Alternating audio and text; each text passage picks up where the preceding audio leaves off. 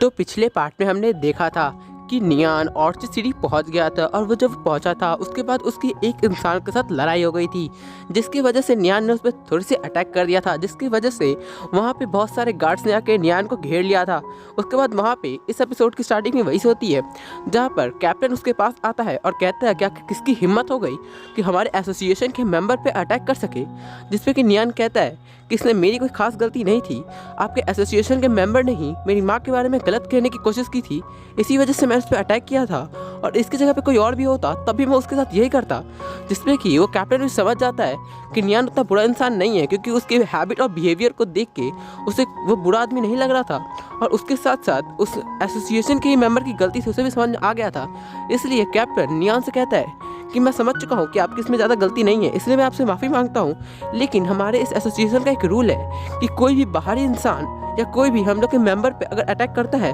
तो उसे हम लोग पनिश करते हैं, लेकिन यहाँ पे हमारे मेंबर की भी आधी गलती है, इसीलिए हम लोग आपको एक मौका दे रहे हैं। अगर आप हमारे साथ hand to hand combat fight करते हैं तो अगर आप जीत गए तो हम आपको यहाँ से जाने देंगे और आप पे कोई भी कुछ भी नहीं कहेगा। जिसपे कि नियान थोड़ा सोचने लगता है और सोच रहा होता है कि अगर मैं इसके साथ हैंड टू हैंड कॉम्बैट करता हूँ तो मैं बहुत सारी नॉलेज मिलेगी मुझे, और इसी के साथ हो सकता है कि मैं फ्यूचर में अपने बिना आइस मैजिक या किसी भी मैजिक का यूज़ किए ही हैंड टू हैंड कॉम्बैट से भी जीत सकता हूँ और उससे मुझे काफ़ी ज़्यादा नॉलेज और एक्सपीरियंस भी मिल जाएगा। इसके बाद नियान भी मान जाता है, जिसके बाद कैप्टन भी अपने स्वॉर्ड को दीवार में लगा देता है ताकि नियान और कैप्टन के बीच में एकदम फेयर फाइट हो सके।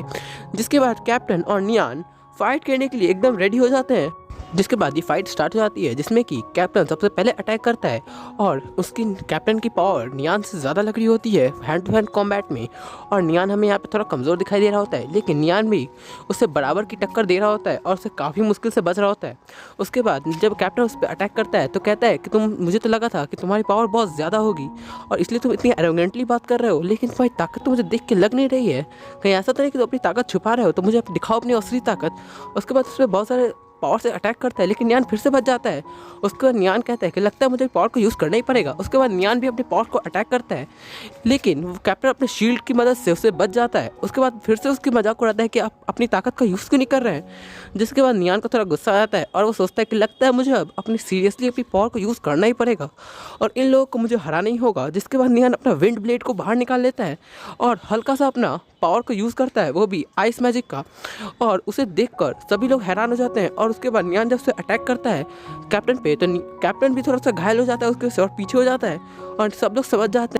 हैं कि नियान एक मेज है। और उसके बाद कैप्टन कहता है कि आखिर तुम यहाँ पे अगर मेज हो तो यहाँ पे तुम किस वजह से आए हो, और हमारे एसोसिएशन का कोई भी लेना देना मेज के साथ नहीं है, इसीलिए तुम यहाँ पे क्यों आए हो, अपनी इंटेंशन बताओ। जिसपे कि नियान कहता है कि यहाँ मैं बस छोटे से काम के लिए आया था और वो काम बस मैं कुछ मैजिकल स्क्रोल बेचना चाहता था। जिसपे कि कैप्टन कहता है कि सब लोग अच्छे से जानते हैं कि एक वॉरियर कभी भी एक मैजिकल स्क्रोल को यूज़ नहीं कर सकता है क्योंकि उसके पास कोई भी मैजिकल पावर्स नहीं होती हैं। जिसपे कि नियान कहने वाला होता है, लेकिन तभी कैप्टन कहता है कि तुम अपनी चीप ट्रिक्स बंद करो और अपनी बकवास बातों को भी बंद करो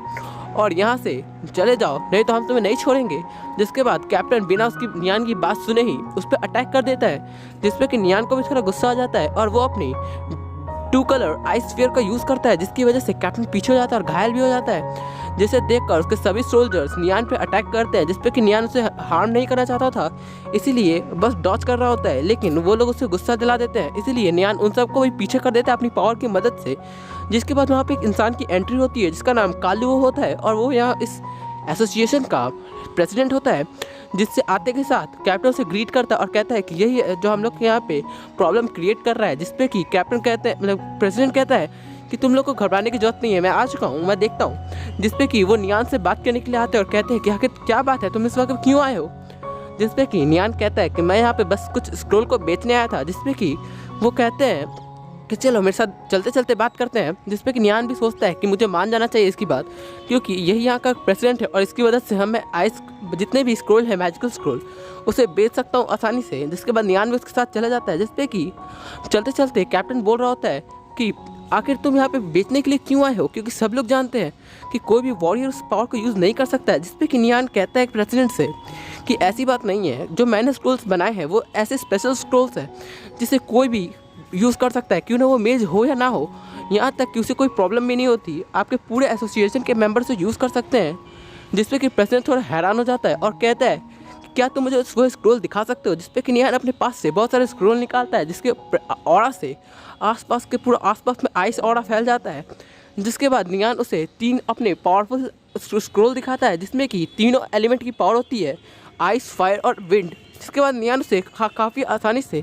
इस्तेमाल करके दिखाता है, जिससे प्रेसिडेंट देख के काफ़ी ज़्यादा हैरान हो जाता है और कहता है कि आखिर आप यहाँ पे किस वजह से आए हैं, क्योंकि आपके ये जो पावरफुल है हम लोग इसे ज़रूर खरीदेंगे और हम लोग इसे मार्केट प्राइस के डबल प्राइस पे खरीदेंगे। और इसके साथ वो प्रेसिडेंट सोच रहा होता है कि अगर मैं इसे खरीद लूँ तो मैं अपने पास जो हम लोग के पास स्पेशल टास्क आया है उसे आसानी से कर भी लूँगा और हम लोग का ये जो एसोसिएशन है सबसे ज़्यादा पॉपुलर हो जाएगा, यहाँ तक कि इस कॉन्टिनेंट में भी हमारा कोई टक्कर करने वाला नहीं होगा। जिसके बाद वो नियान से कहते हैं कि ठीक है, मैं आपके साथ कॉन्ट्रैक्ट करने के लिए तैयार हूँ और हम लोग आपको मार्केट प्राइस से डबल प्राइस देंगे। जिसपे कि सभी लोग नियान थोड़ा हैरान होता है कि क्योंकि वो बहुत ज़्यादा प्राइस दे रहे होते हैं। जिसके बाद वो सोच रहे होते हैं कि किसी तरीके से नियान को अपने एसोसिएशन में ज्वाइन करवा ले।